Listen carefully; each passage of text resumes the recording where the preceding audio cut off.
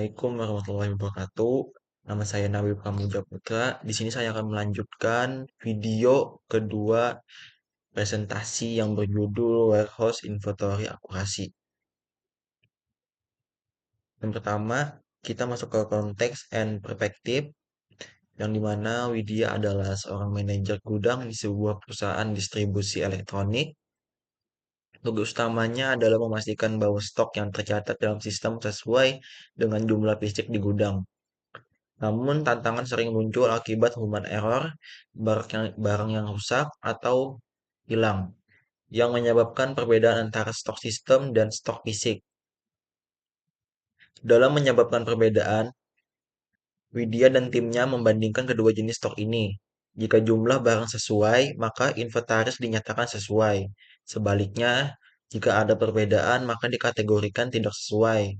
Misalnya, jika sistem mencatat 100 unit, tetapi stok fisik hanya 99 unit. Tim harus menyelidiki penyebab ketidaksesuaian ini.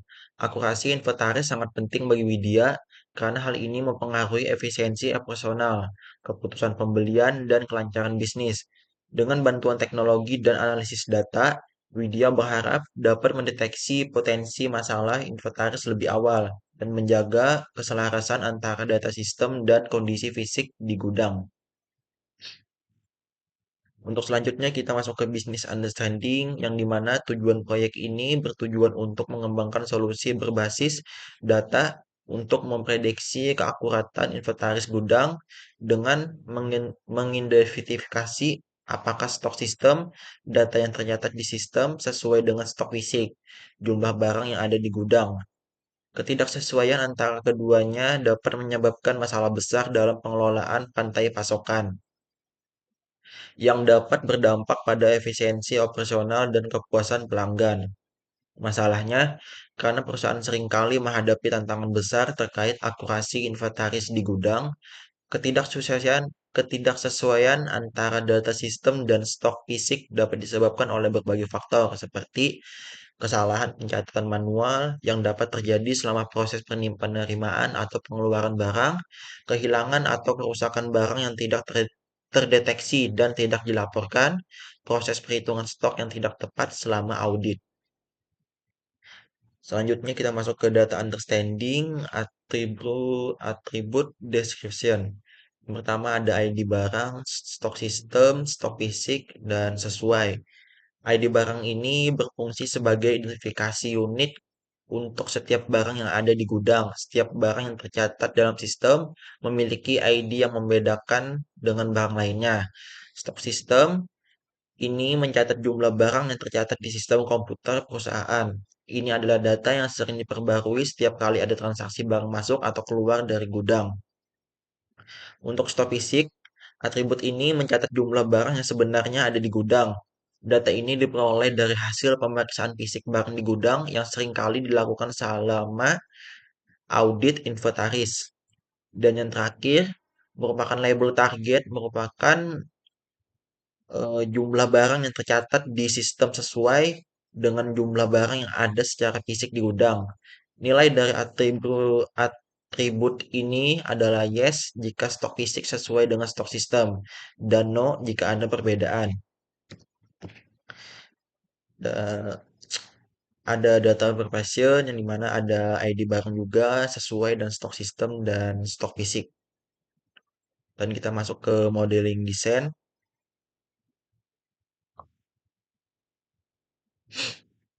yang dimana kita menggunakan Excel, eh, file training, set row-nya, dan untuk decision tree-nya untuk apply prep running-nya kita unchecklist, tidak kita checklist, kita jalankan. Dan untuk label sesuainya, kita masuk ke decision tree. Ini untuk bentuk bentuk pohon, ya, bentuk pohonnya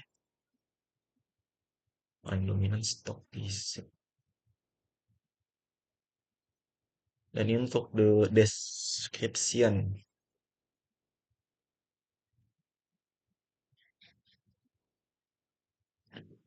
Kita lanjut lagi ke PPT-nya.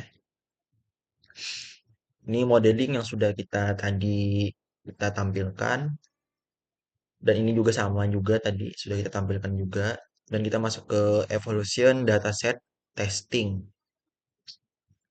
Oke, langsung saja.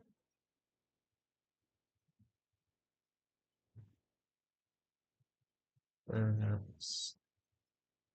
Untuk ini kita pakai dataset yang training juga, untuk di bawahnya pakai dataset testing, set role masih sama, untuk descent tree masih sama, nggak di checklist, play model, dan ya ini performance. Nah, dan muncul prediksinya sama confidence-nya. Hmm, Coba ini. Untuk akurasinya 70,00.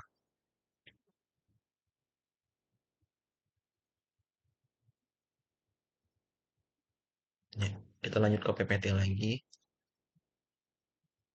Ini untuk deployment result yang sudah kita tampilkan tadi di prakteknya.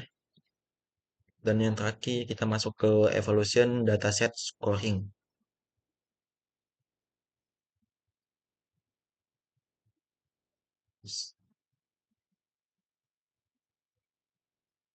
Kita menggunakan sama training, dan di bawahnya pakai dataset scoring, set masih sama, descent tree masih sama juga. Oke, cuma nggak ada itu apa namanya, performance.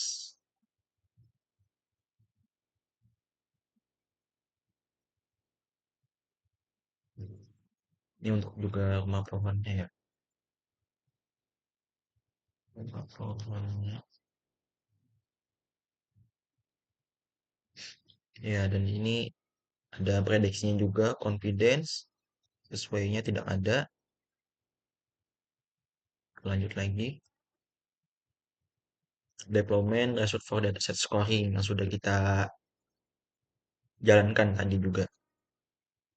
Dan kita masuk ke tahap akhir, deployment. Yang deployment ini mengintegrasikan model dengan mengembangkan API, Application Programming Interface, untuk memungkinkan sistem lain mengakses model prediksi. API ini akan menerima input data, inventaris, dan memberikan output prediksi akurasi. Untuk yang kedua, melakukan uji coba model pada lingkungan terkendali untuk memastikan hasil yang akurat. Dan yang ketiga, mengadakan sesi pelatihan untuk tim operasional dan manajemen tentang penggunaan dan interpretasi hasil model. Dan yang terakhir, memantau kinerja model secara berkala melalui dashboard pemantauan. Oke, dan mohon maaf jika ada salah penyampaian atau ada yang kurang dari presentasi ini ya. Intinya terima kasih buat Bapak juga, Faisal Amin. Terima kasih Pak.